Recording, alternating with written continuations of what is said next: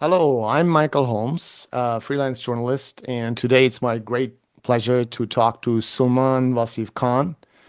Sulmaan, you are the Associate Professor of International History at Tufts University's Fletcher School. Professor now. Professor now, I'm sorry, I apologize. Dated. That's okay. Congratulations. Thank you. And we'll talk about your book on Taiwan called The Struggle for Taiwan. And I highly recommend it. I think it's one of the most important books on the topic, especially on this triangular relationship between the US, China, and Taiwan, this very complicated relationship, very nuanced relationship, as you show. What I really love about the book is, first of all, the style is very accessible. Lay people can really read it with a lot of, and still use it as sort of like a primer, a good one, I would say. And then I love about it that you show the conflict from the different angles, like from the Chinese perspective, the Taiwanese perspective, the American perspective, and the different ones inside those three countries or districts or whatever you want to call them. And then I also love that you put a big emphasis with a lot of details on an untold, forgotten story in the West. And that's how basically the United States and the West during the Cold War supported a brutal invasion and dictatorship by Chinese forces on Taiwan to suppress the Taiwanese population. So the worst case scenario that we're talking about today is what already happened with the full support of the West. It's like a deep, deep irony. It doesn't mean that it's a simplistic story one way or the other, but I think I'll just let you explain all of this, and we'll try to get a very quick overview of Taiwanese history because I think some of it is necessary to know. Let's just dive into it. What is your book about, and where does this history start? So the book is about the triangular relationship. It was very kind of you to recognize that all three sides are given as much space as I can give them. Yep. About the triangular relationship between the United States, China, and Taiwan. And the main action starts in 1943 with the Cairo Declarations. Though, of course, I go further back to set up what's leading to that point. And then it goes as far into the present as I could take it at the time, which was the election of William Lai to become head of state of Taiwan.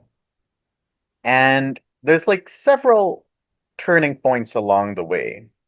1943, when the United States declares that, along with Chiang Kai-shek and Winston Churchill, that Taiwan is going to go back to the Republic of China. Taiwan, of course, had been an island that had never been part of the Republic of China. It had been its own little entity in the middle of East and Southeast Asia's maritime lanes, once upon a time where traders and pirates would stop. It was taken over by the Qing dynasty, not the Republic of China, Mm. in the 1600s. It was then part seized by Japan in the war between Japan and the Qing Empire of 1894 to 95. And if World War II hadn't happened, would presumably still be Japanese. Mhm. So it's only when Japan goes to war with China and then with the United States that you get this idea that the Republic of China is the legitimate owner of Taiwan in some way, shape, or form. And the end of World War II sees another turning point with the outbreak of the Chinese Civil War, which Chiang Kai-shek loses. One of Mhm. the reasons he loses it is he's not good at shoring up popular support because he is a brutal dictator. That's been his instinct throughout his time in power. And when he's beaten out of China and lands on Taiwan, a dictatorship that had already been taking place there. The 228 incident, which I dwell on in the book, had marked the beginning of what Taiwanese remember as the White Terror, when people were incarcerated, executed brutally, was underway. But with Jiang's arrival there, it was solidified. Now, the Mhm. betting money in the United States at the time had been that sooner or later, given the way things were going, Chiang Kai shek was going to lose Taiwan too. There's actually a wonderful little aside by George Kennan where he suggests evacuating Jiang's forces from there and somehow holding Taiwan for some sort of self-determination down the line and trusteeship. That doesn't happen. What does happen instead is the Korean War, which leads to a division both of the Korean Peninsula and of China from Taiwan. Hmm. In other words, now that the Korean War has happened and the United States and the PRC, the People's Republic of China, are fighting one another directly, Taiwan is not going to become part of China. China proper at this point is the People's Republic of China. Chiang Kai-shek, protected by the American fleet and American forces, is sitting on Taiwan, declaring he's the rightful government of all of China. Hmm. So that's one development. As a result of all this, you get two things. You get Chiang Kai-shek trying to drag the Americans into war against China with him. Hmm. He gets himself a mutual defense pact, for example. But the other thing you get is an underground Taiwanese independence movement. People trying to resist brutalization by what are in essence settler colonialists with highly authoritarian impulses. And And you have to that explain, we're talking now about the KMT supported by the United States. supported by the United States is seen as a settler colonial force out to oppress Taiwan. And the Hmm. Taiwan independence movement is born not as a reaction to the PRC, but as Hmm. a reaction to the KMT and the Republic of China it purports to represent. So we have two dictatorships. One is the communist dictatorship on the mainland, and then we have the sort of right-wing dictatorship by the KMT, supported by the United States and the West on Taiwan. And this is actually a settler colonialist regime over the people of Taiwan, you claim, in many That ways. is correct. And what's interesting about this is, we're talking about Taiwan and the United States buttressing up a dictator there, calling it Free China. But if you Hmm. look at the United States' conduct during the Cold War, this is not a unique story, right? In the Korean Peninsula, Syngman Rhee, Hmm. if you look at Vietnam and the Diems, you can look a lot of places and see the United States buttressing some very nasty regimes along the way. This is one of them. Hmm. And you know, calling it free China basically means it's free from communism. Yeah. That's about it. Not saying Mao Zedong's a good guy or that No. Taiwan would have been better off under Mao. Mao did horrible things on mainland China. I'm saying that dictatorship was not the exclusive purview of the communists, and being nasty was not the exclusive purview of the communists either, and that was one of America's great willful blindnesses during the Cold War. Now, Hmm. the United States is stuck because it's slow to turn policy around for various reasons, buttressing up a regime that is dictatorial in nature, that is running Taiwan brutally, and that claims it's sooner or later going to take over the mainland and become the rightful government of all of China one of these days. Okay. Hmm. Never happens. We come close to nuclear war with the Chinese twice as a result of all this. Even though we want out of the relationship with Chiang Kai-shek and think he's an extremely irritating partner. Eisenhower, who was prone to use strong language, put it much more strongly along the way. Hmm. But that's how things might have dragged on forever till Richard Nixon and Henry Kissinger decide that a Sino-American rapprochement is in order. Hmm. So Nixon famously goes to China. Let me stop you right there. Can you just give us a flare of what did the White Terror mean? Like, what was life like under, especially in the early days of the Kuomintang dictatorship on Taiwan for the Taiwanese people? Because I So think the people are really not aware of this. so the very earliest days, you would see it starts off really with this woman who's selling cigarettes. This is the 228 incident I mentioned. Hmm. Being told she's selling cigarettes illegally. Now, because the economy has been completely wrecked, this is her livelihood. Hmm. She protests, and the KMT goons pistol whip her, and she falls to the ground bleeding. Hmm. And they're surrounded by an angry crowd saying you can't do this because sometimes people have just had enough and they fire shots and then all hell breaks loose. Right. The dictatorship comes with secret police, it comes with mass incarceration, Hmm. it comes with people being executed. Anybody the government doesn't like is declared a communist. Anybody who objects to the way the government is doing is declared a communist. Hmm. And, you know, you would either wind up spending years in jail, possibly on the infamous Green Island, or if you were very unlucky, you would wind up dead.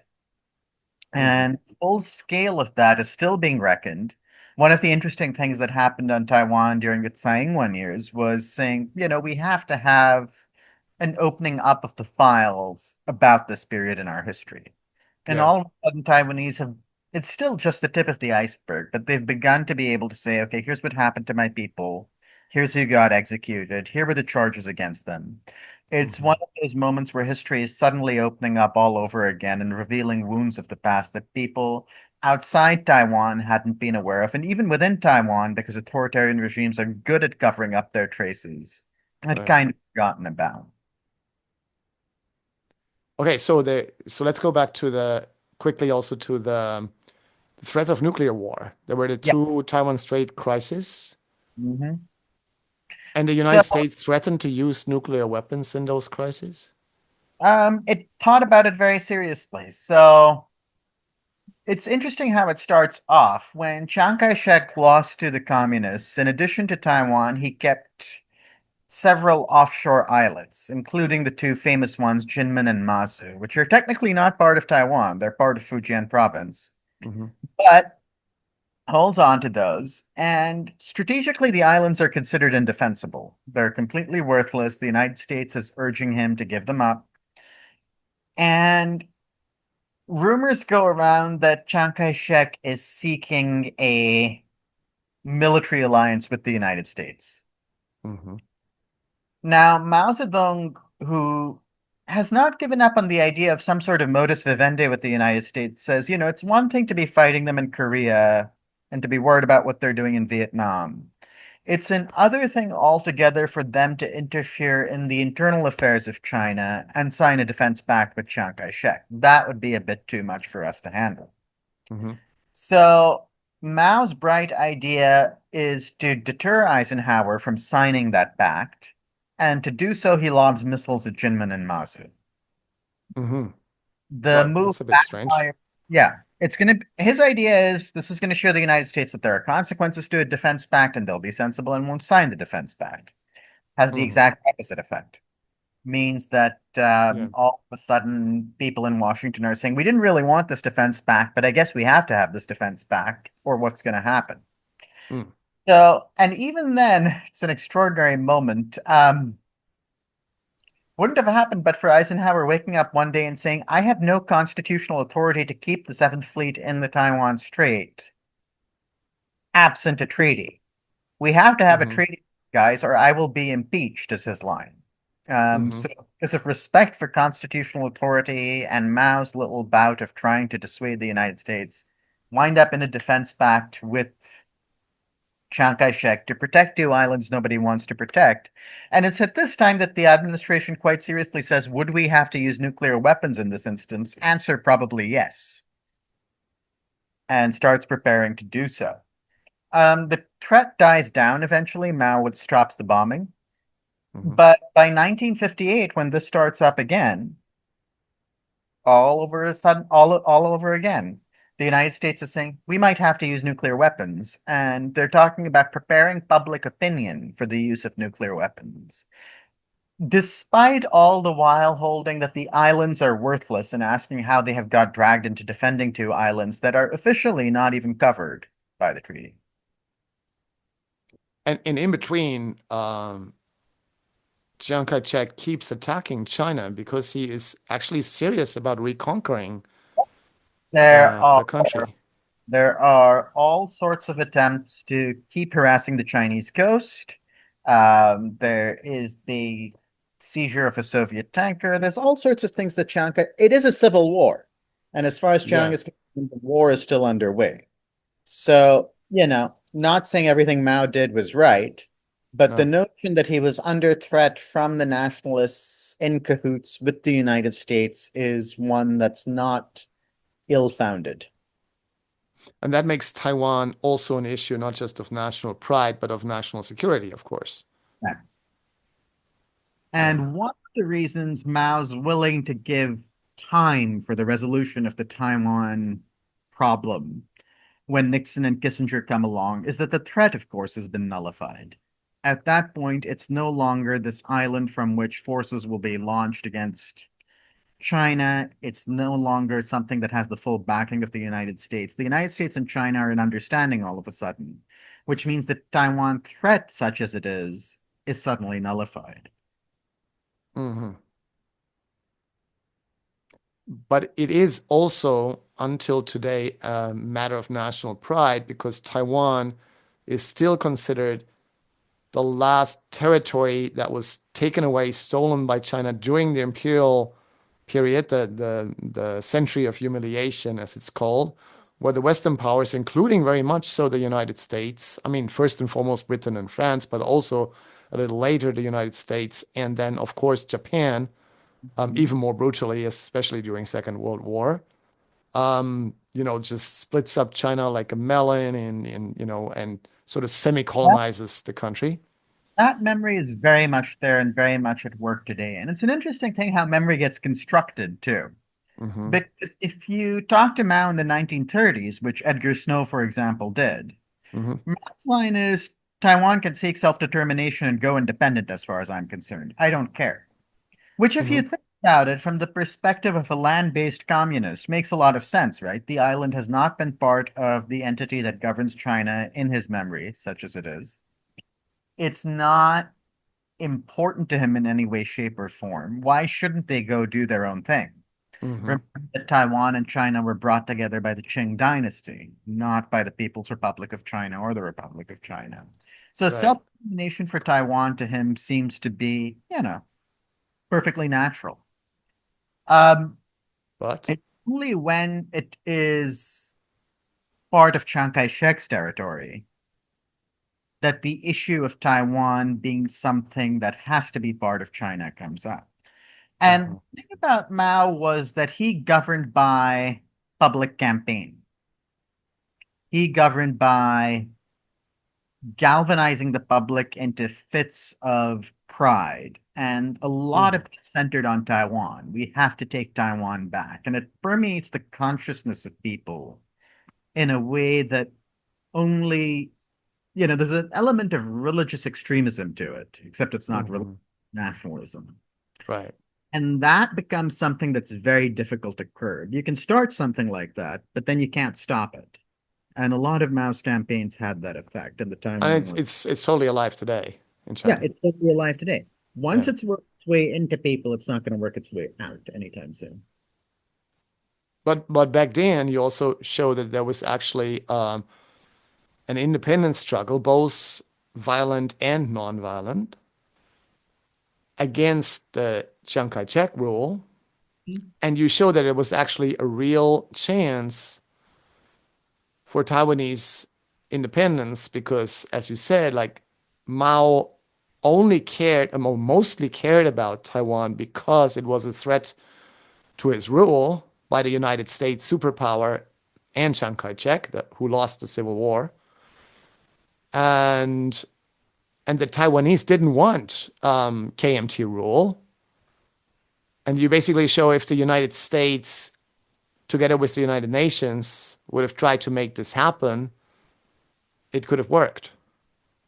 I think there was a window where it could possibly have worked. Now, at the time when that window is there, which is when they're doing the rapprochement with China, Yeah, it's it's a brutal dictatorship under Chiang Kai-shek still, right? In 1971.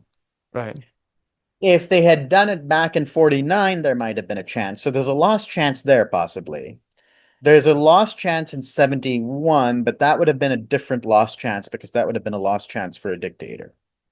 Hmm. The interesting thing is that even when Nixon and Kissinger are talking to Mao, Mao's saying, we don't want the Taiwanese independence movement either, because by that time, that nationalistic poison we have been talking about has worked its way into the Chinese official mind and into the consciousness of the people. So no Yeah. Taiwanese independence movement then either. And for a long time after this, democratization in Taiwan doesn't happen, right? Hmm. The United States abandonment of the Chiang Kai-shek regime does not mark the collapse of that regime. That's something that comes later. Hmm. Uh, Chiang Kai-shek's son, Jiang Jingwo, who was the feared spy chief who had perpetrated much of the barbarity of the White Terror, becomes head of state, and Hmm. begins to tolerate not democracy, but some form of liberalization every now. Hmm. And the real turning point comes with Li Donghui, who's still a Hmm. KMT member, but was chosen as Jiang Jingwo's second in command for the simple reason, according to him, that he didn't seem too threatening. Hmm. And then when he ascends to the head of stateship when Jiang Jingwo dies, says, you know what, we're going to have democracy. We're going to have free and fair elections. And guess what? That includes my position too. That's Hmm. where the real change comes in. Wow. Yeah. It's a remarkable move. Most people don't put up their own office for power up for grabs that willingly. Yeah. Yeah. While turning on everyone in their own party. So good for Taiwan. They slowly, gradually turn into a real liberal democracy. And that's not a Western myth or whatever. Like I think, like Hmm. unlike Ukraine, which I don't think is that democratic actually, but Taiwan is actually a real democracy, like similar to Germany. I think it's fair to compare it like that. Not perfect, but Germany is not perfect. So Hmm. No um, democracy is going to be perfect, but you yeah, can aspire to perfection.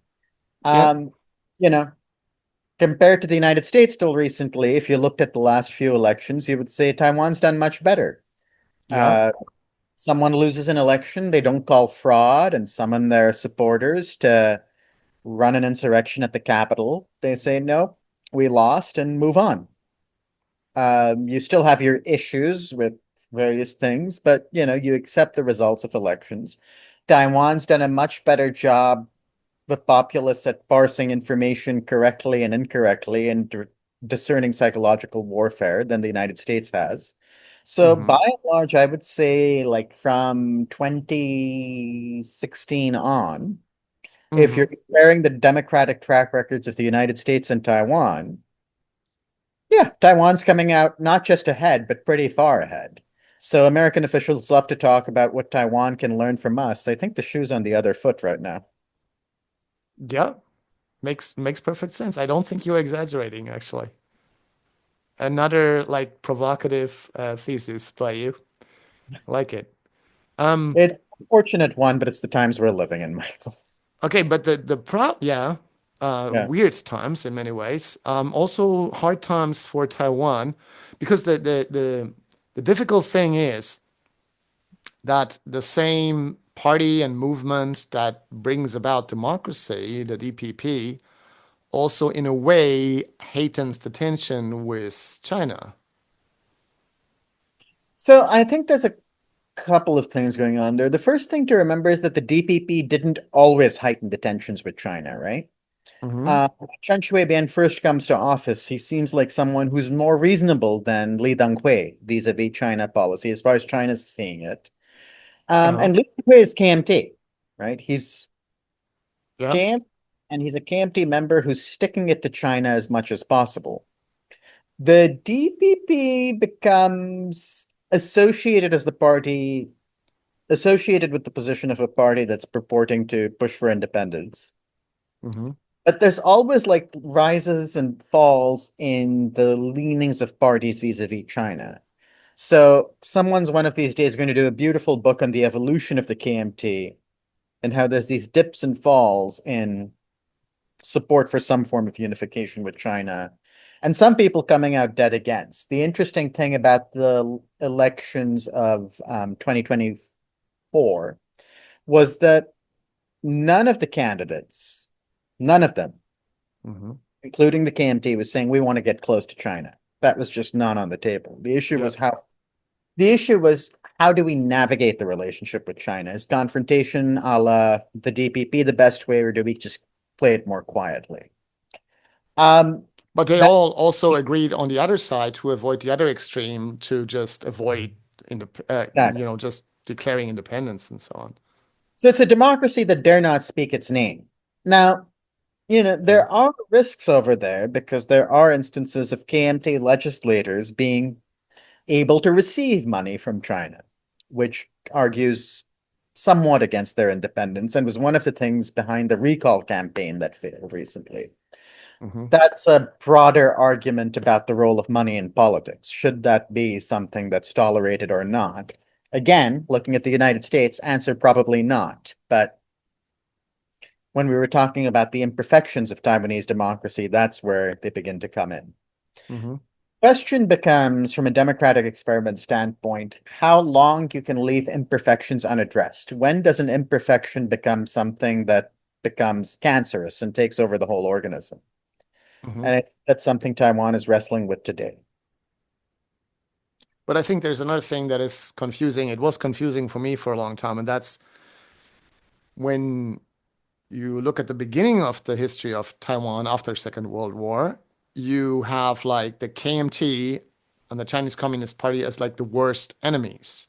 But today, in the Taiwanese political landscape, the KMT is considered the party that is, they're not, as you just explained, they're not close to China, but they are less provocative. And the reason is because they still believe that there is one China in a way, or at I least think, more than the DPP. Is that fair to say? Like, you yeah, see how this is confusing to yeah, people? that is very confusing. It's also confusing because, like I said, the most provocative to China presence there was Li Denghui, who starts off as KMT. I think there's a couple of things going on there. One, as you point out, the KMT started as a party that purported to govern all of China, right? Hmm. The second thing is, if you look at the arguments that happened after Deng Xiaoping launched his opening and reform, there was a split within the KMT too, with some people saying this is really the way to go.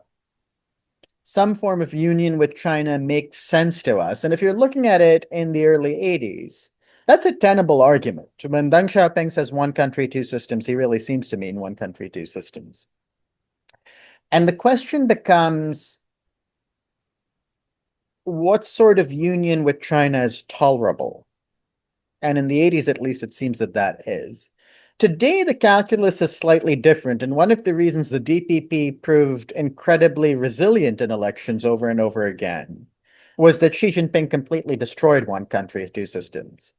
Tsai Hmm. Ing-wen's argument when she was running for re-election was, you want to look like Hong Kong, vote for the KMT. Yeah. Nobody wanted to look like Hong Kong then.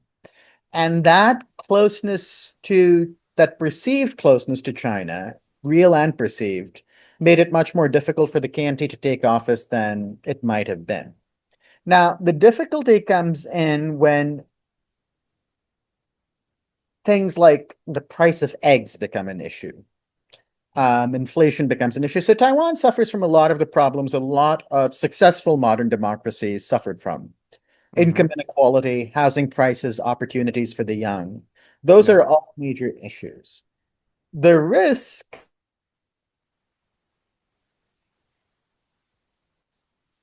Oh, about the broader political landscape, I just lost you and for a moment, but you're back now. Okay. I'm back now.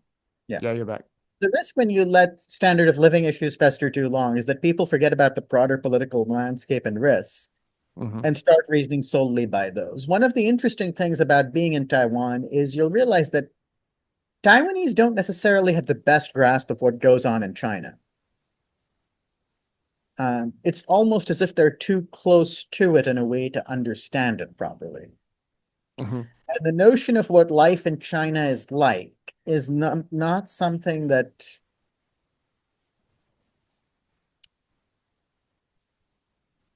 there isn't there isn't a nuanced enough understanding of it to allow voters to imagine what falling into the PRC and becoming part of it would actually look like.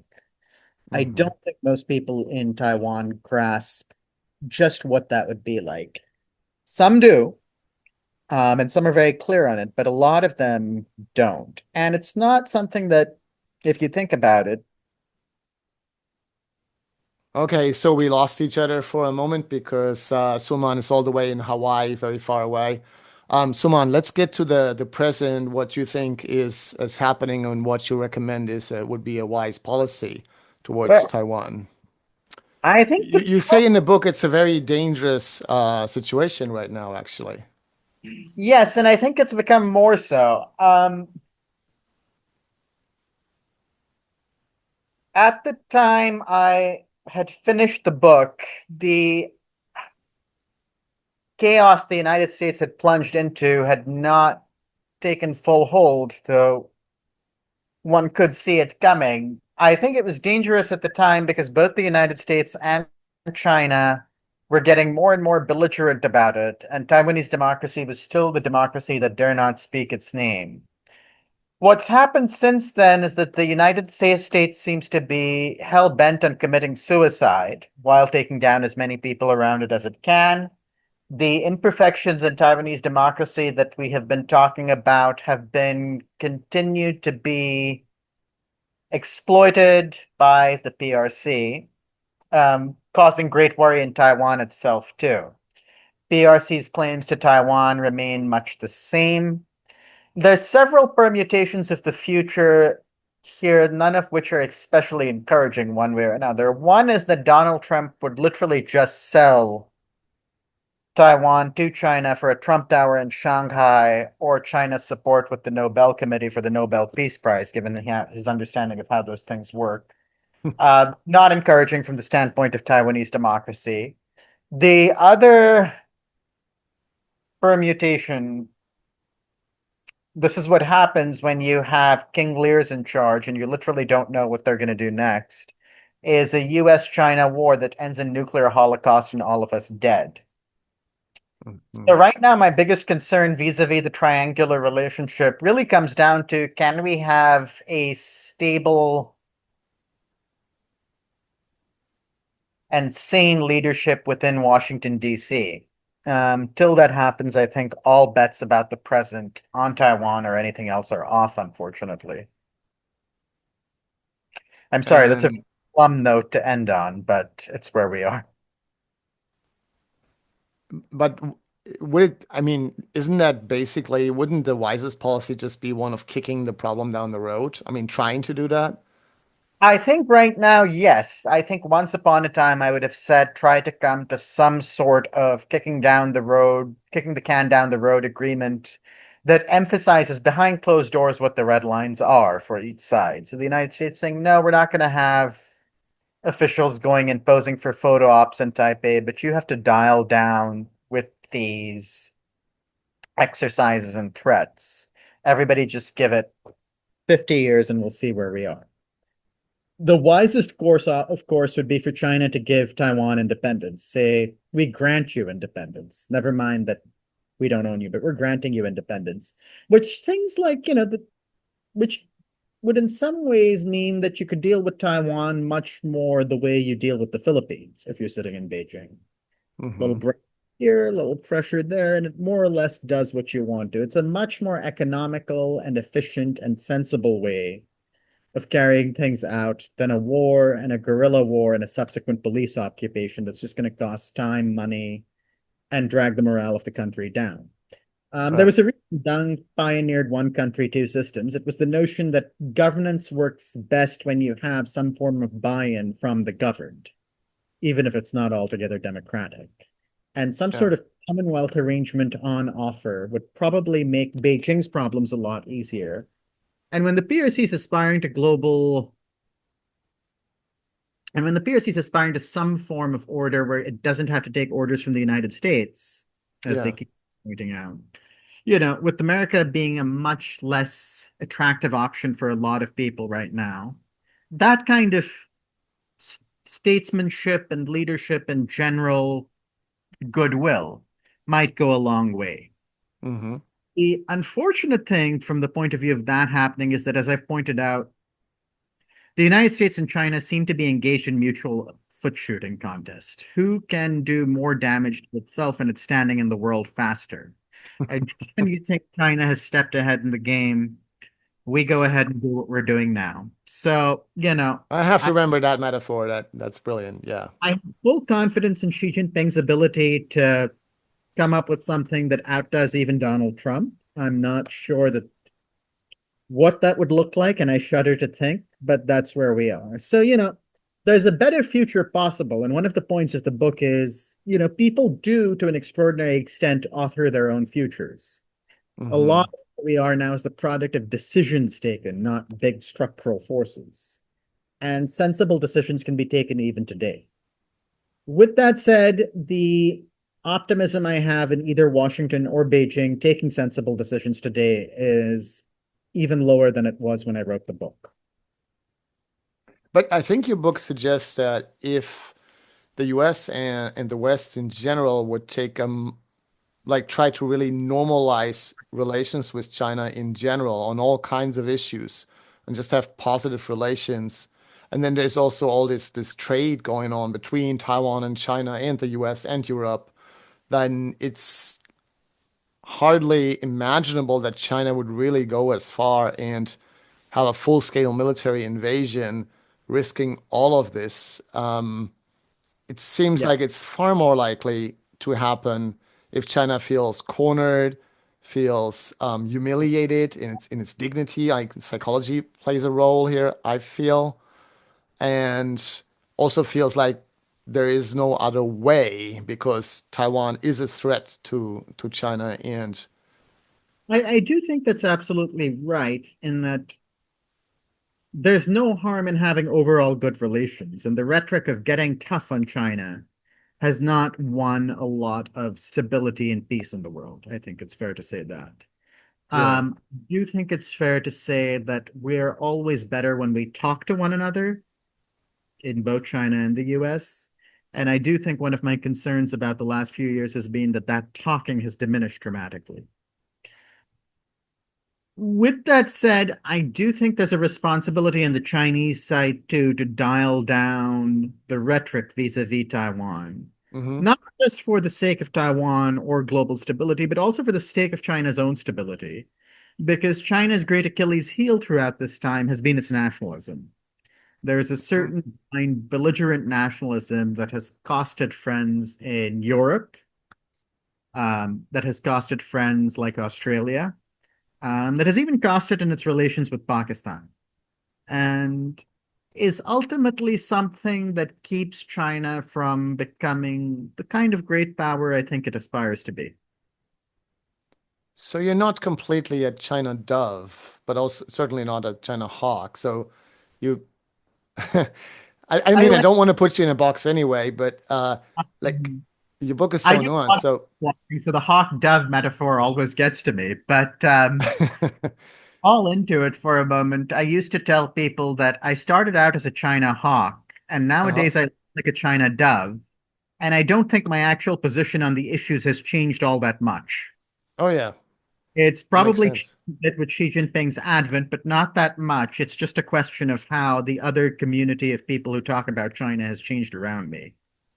I don't think saying getting tough on China is the answer to any and all problems with China. I do think whether the United States likes it or not, it's going to have to live with the PRC as long as the PRC is in power. Hmm. I think what follows the PRC may or may not be conducive to Washington's interests. We don't know what's going to happen. I Hmm. do think there needs to be a lot more temperance, a lot more humility, and a lot more acceptance of what we cannot achieve when we think about relations with China or with other parts of the world. That probably puts me squarely in the company of what people call China doves. Right. Um, it's not being an apologist for the regime by any way, in any way, shape, or form.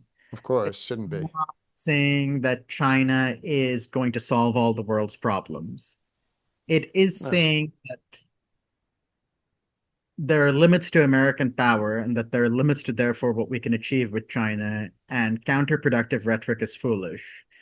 And at the end of the day, trying to find a modus vivendi is better than plotting how to wage a war that ends with nuclear holocaust.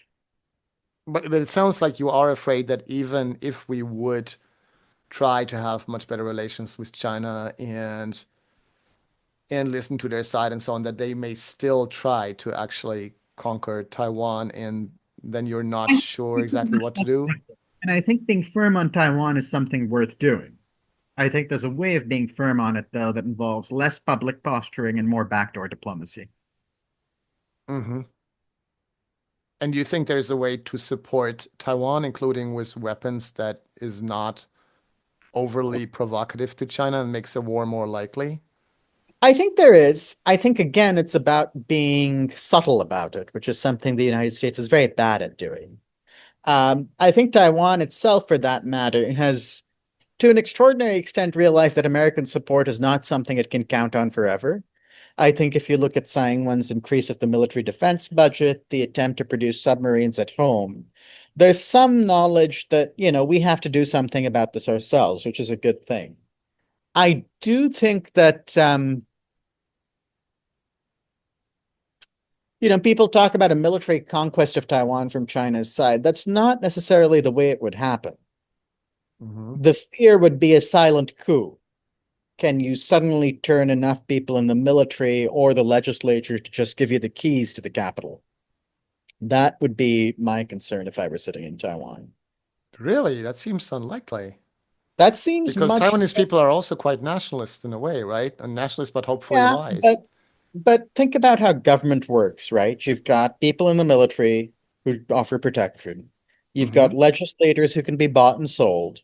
You only need so many before you get a decisive change in government. Now, after that, yes, you would have to deal with potentially insurrection in the streets, a long-running guerrilla war, etc., etc., etc., etc. Hmm. But getting there without a military campaign would seem to me to be the more cost-effective way of doing it. Should one want to do that? If I were in charge of China, I would say no, I don't want any piece of that. Leave it alone. But, you know, we'll just see what happens.